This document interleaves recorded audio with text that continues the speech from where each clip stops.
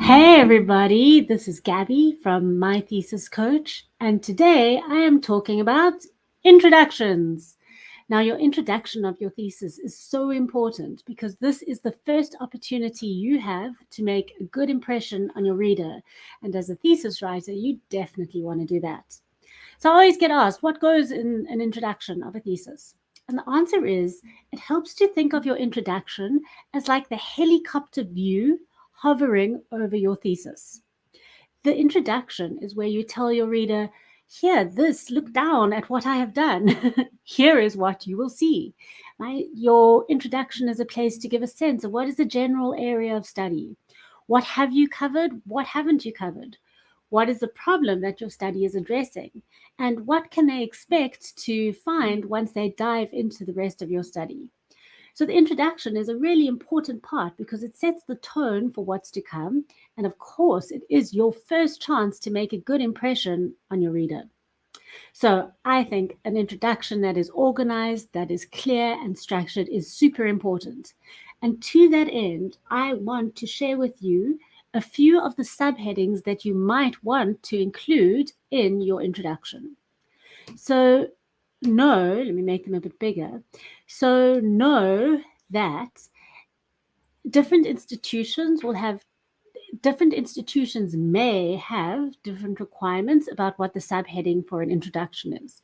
It's always worth looking whether your department or your institution has a set thesis template. And then it may tell you what subheadings you need to include in that intro, or it may not.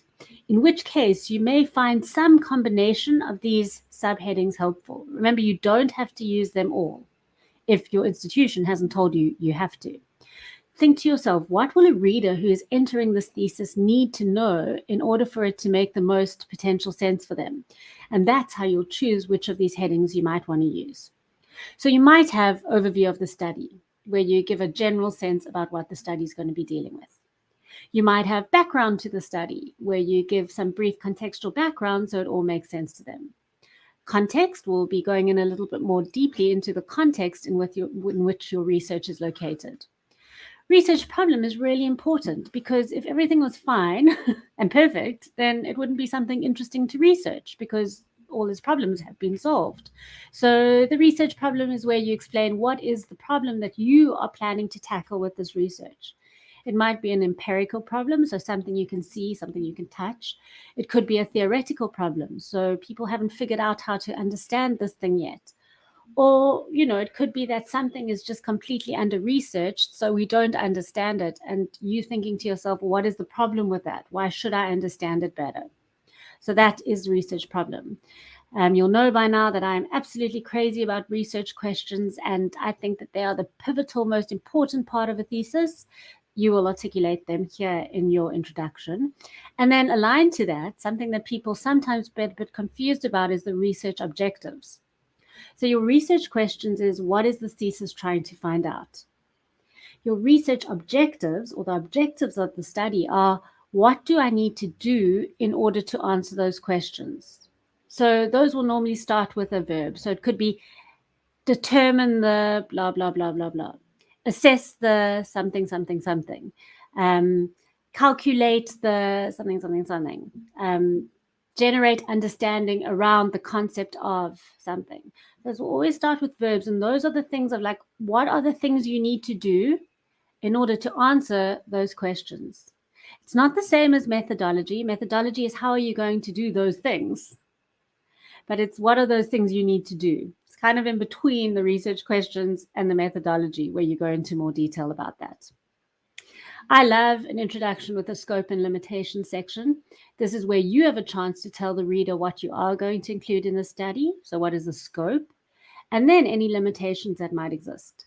So the scope of your study may be that you are going to interview fishermen operating in Plettenberg Bay. There are fishermen in other towns on the garden route in South Africa, but they were beyond the scope of the study. So you get to do something really awesome there. You get to say, here's what I am including, and here's what I'm leaving out. So I love a good scope and limitation section. And finally, you might end with a plan of development, or it could be overview of the thesis or something like that, where you tell the reader, well, Chapter 2 is going to be my literature review, where I'm going to look at X, Y, and Z. Chapter 3 will move on to the methodology, blah, blah, blah. And chapter 4, I'm going to do whatever. That's where you provide kind of a narrative overview of what's in the thesis. People always say, yeah, but I put that on the table of contents. But you actually want to have that in the introduction, because that's, by the time they get to that, then the reader understands what is being covered in this thesis, and it's going to make a lot more sense. And the narrative way of writing is obviously a lot more kind of engaging than just a list of things on a table of contents, although you still do need a table of contents. So the last thing I'll say about an introduction is that even though it is the first thing in the thesis, I normally recommend to my clients that they write it last, because by the time they get to the end, they'll actually know what they included in their thesis. So in the introduction, they can say the thesis includes whatever it might be. On the other hand, if you're having a very tough day and you just can't read more and you don't want to look at your data and you're just needing a bit of a break, go on and do a rough draft of your intro. It can also be quite a useful exercise to do that, because it helps you pull together what you're trying to do on the project and articulate them. So I hope that that quickie, little, teeny, tiny overview of a thesis introduction was helpful. I want to remind you about my thesis group on Facebook, Thesis Writers Striving and Thriving. If you are working on a thesis and you would love a little bit more moral support, some accountability, some partnership, hop on to that Facebook group. I would love to have you there and get to know you and your research a little bit better and answer any questions that you might have. Otherwise, I hope to see you again soon, either on these live streams or later on the YouTube channel. I will see you around. Bye.